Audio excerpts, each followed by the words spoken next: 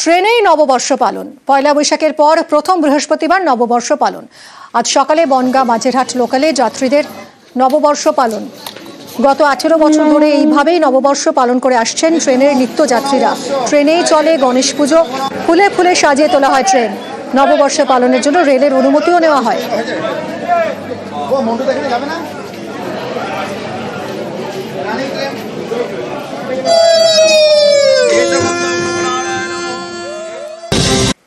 নদিয়ায় ফের ইডি হানা। Passport জালিয়াতিতে ED হানা। চাকদায় দুলাল সরকারের বাড়িতে ইডি। পাসপোর্ট তৈরির কাজ করতেন এই দুলাল। কেন্দ্রীয় বাহিনী নিয়েই হানা ইডির। নদিয়ায় ফের ইডি হানা। রঞ্জিত আমাদের প্রতিনিধির সঙ্গে কথা বলবো। রঞ্জিত, দুলাল সরকারের বাড়িতে গেল ইডি। দুলাল সরকারের কি পরিচয়, কিভাবেই বা সে এই পাসপোর্ট জালিয়াতিতে যুক্ত থাকতে পারে? তারপর দুদিন আগে গেটেতে অলোকনাথের বাড়িতে ইডি আধিকারিকরা হানা দিয়েছিল এবং প্রায় 10 ঘন্টা ম্যারাথন তাকে জিজ্ঞাসাবাদ করে তাকে আটক করেছিল। যদিও পরবর্তী সময় সে পিয়ার বন্ধে ছাড়া পায়।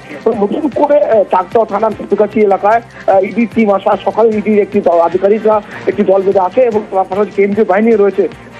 দুলাল হালদার তিনি পাসপোর্ট তৈরি করতে এমনটাই জানতে পারা যাচ্ছে এবং এর সাথে তিনি যুক্ত ছিলেন বলে ইডি আধিকারিকরা জানতে পেরেছে। এই নিয়ে সকাল এখনো পর্যন্ত তাকে জিজ্ঞাসাবাদ চলছে এবং তদন্ত চালাচ্ছে ইডি আধিকারিকরা। মূলত দুলাল হালদার দীর্ঘদিন ধরেই পাসপোর্ট তৈরির সাথে যুক্ত ছিলেন বলে ইডি জানতে পেরেছে। সেই অনুযায়ী কিন্তু তদন্ত চলছে। এখনো পর্যন্ত কয়েক ঘন্টা হয়ে গেল ইডি আধিকারিকরা বাড়ির ভেতরে রয়েছে, বাইরে কেন্দ্রীয় বাহিনীতে তারা কিন্তু তদন্ত চালাচ্ছে। ধন্যবাদ। দুদিন আগেই এই নদিয়াতেই ইডি হানা দিয়েছিল পাসপোর্ট জালিয়াতিতে। গেদে সীমান্তে হানা দেয় ইডি। উত্তর 24 পরগনার বিশারপাড়াতেও ইডি হানা। আর আজ আবারও নদিয়ায় ইডি হানা। পাসপোর্ট জালিয়াতিতে দুলাল সরকারের বাড়িতে এবার ইডি। পাসপোর্ট তৈরির কাজ করত দুলাল এবং কেন্দ্রীয় বাহিনী নিয়েই হানা দেয় ইডি।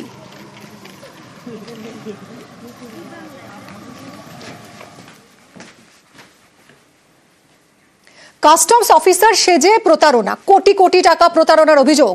কাঁচরাপাড়া থেকে গ্রেফতার এক। বাজেয়াপ্ত নীল বাতি লাগানো গাড়ি। ধৃতের থেকে উদ্ধার হয়েছে আগ্নেয়াস্ত্র।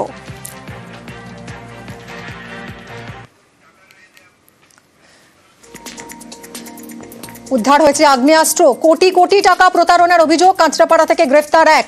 বাজেয়াপ্ত নীল বাতি লাগানো গাড়িও। ধৃতের থেকে উদ্ধার হয়েছে আগ্নেয়াস্ত্র। কাস্টমস অফিসার সেজে প্রতারণা করত ধৃত। চাকরি দেওয়ার নাম করে টাকা হাতানোর অভিযোগ। যদিও যে অস্ত্রটি উদ্ধার হয়েছে সেটি এয়ারগান বলেই জানা যাচ্ছে। এয়ারগান দেখিয়েই ভয় দেখাতো ধৃত।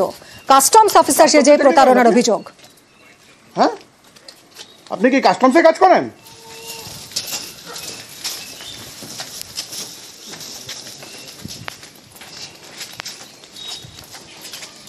এয়ারপোর্টে কাস্টমের আন্ডারে কাজে লাগিয়ে দেবে এই করে উনি ওনার থেকে টাকাটা নিয়েছিলেন। যেহেতু ওনার ছেলে শিক্ষিত বলে তাই উনি কোনো কাস্টম অফিসার না, উনি একদম ফুল ফেক।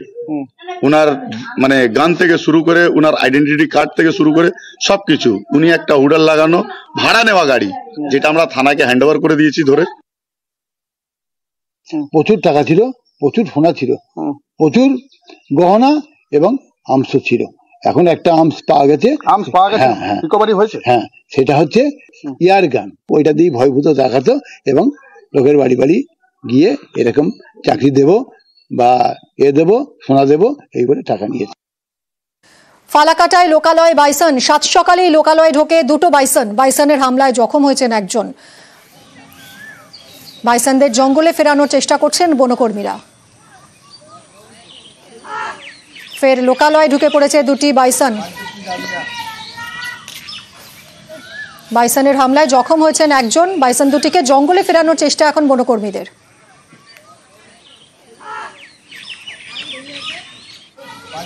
কথা বলবো রাজকুমারের সঙ্গে। রাজকুমার, বাইসন দুটিকে জঙ্গলে ফেরানো কি সম্ভব হলো? দেখো মিমি, এখন পর্যন্ত যেটা খবর সেটা হচ্ছে যে দুটো বাইসনের মধ্যে একটি বাইসনকে কিন্তু জলদাপাড়া জাতীয় উদ্যান কর্তৃপক্ষ তারা জঙ্গলে ফেরাতে পেরেছে। অন্য আরেকটি বাইসনকে কিন্তু এখনো তাকে জঙ্গলে ফেরানো যাচ্ছে না, লোকালয়ে দাপাদাপি করছে।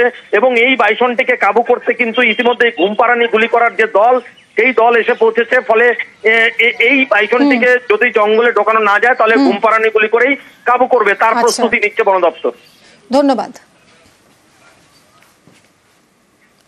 সকাল থেকে দফায় দফায় বৃষ্টি মালদায়, দফায় দফায় বৃষ্টিতে গরমে স্বস্তি।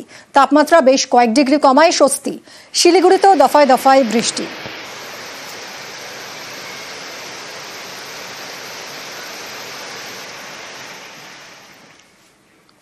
পরিচালক সুদেষ্ণা রায় নতুন ছবির শুটিং আচমকাই থমকে গেল। টেকনিশিয়ানদের বিরুদ্ধে অসহযোগিতার অভিযোগ করছেন পরিচালক। এই নিয়ে সোশ্যাল মিডিয়ায় লাইভ করে ক্ষোভ উগরে দিয়েছেন সুদেষ্ণা। আজকে আমি আমার শুটিং শুরু হওয়ার শুটিং এর প্রিপারেশন শুরু হওয়ার দিন, কারণ শুটিং এর ডেট হচ্ছে 18 তারিখ থেকে। আমার নতুন ছবি স্বপ্ন হলেও সত্যি, সেই শুটিং এর স্বপ্ন তো নয়, এটা একটা যাকে বলে আমাদের নাইটমেয়ার হচ্ছে। আমি এখানে এসেছি উত্তর কলকাতায়, যে বাড়িতে আমরা শুটিংটা করব সেই বাড়িটাতে এসেছি। দেখুন কেউ নেই এখানে, আপনারা দেখতে পাচ্ছেন কেউ আসেনি। তার কারণ হচ্ছে গত 1 মাস ধরে আমি যাদের সঙ্গে কাজ করেছি, যারা আমার টিম, যাদের মধ্যে অনেকেই আছে যারা প্রায় 2 দশক ধরে আমার সঙ্গে কাজ করছে, তারা আসেননি। প্রথম আমার যে প্রোডাকশন ম্যানেজার, তিনি কোনো কারণ, বিশেষ কারণ না জানিয়ে উনি 6 দিন আগে এই প্রজেক্ট থেকে চলে যান। কথা বলবো মানুষের সঙ্গে। মানুষ, টেকনিশিয়ানরা আজ শুটিং থাকলেও আসেননি। টেকনিশিয়ানদের বিরুদ্ধে অসহযোগিতার অভিযোগ করছেন পরিচালক সুদেষ্ণা রায়। কি কারণে এই অসহযোগিতা? দেখো মিমি, তোমাকে জানিয়ে রাখি যে এই বছরের শুরু থেকে কিন্তু আমরা দেখেছি যে কারণে অকারণে পরিচালকদের সঙ্গে টেকনিশিয়ান বা ফেডারেশনের যে দ্বন্দ্ব, সেটা কিন্তু বিভিন্ন পরিচালকের ক্ষেত্রে হয়েছে। কৌশিক গঙ্গোপাধ্যায় বলো, সৃজিত রায় বলো বা জয়দীপ মুখোপাধ্যায় বলো, নতুন সংযোজন বলা যেতে পারে সুদেষ্ণা রায়। সুদেষ্ণা রায় গতকাল এক ফেসবুক লাইভের মধ্যে দিয়ে এসে জানান যে তার দীর্ঘ 20 বছরের পুরনো প্রোডাকশন ম্যানেজার শুটিং শুরু হওয়ার মাত্র 6 দিন আগে কোনো কারণ না জানিয়ে আচমকা কাজ ছেড়ে দেন, এবং প্রোডাকশন ম্যানেজার যে গিল্ডের সদস্য, সেই গিল্ড এবং ফেডারেশনকে সুদেষ্ণা রায় ইমেল মারফত গোটা বিষয়টা জানিয়েছেন। তবে ফেডারেশনের তরফ থেকে কিন্তু কোনো সদুত্তর বা কারণ এখন পর্যন্ত জানানো হয়নি। টেকনিশিয়ানদের তরফ থেকেও আমরা ফেডারেশনের সঙ্গে যোগাযোগ করা হলে অনেক ধন্যবাদ।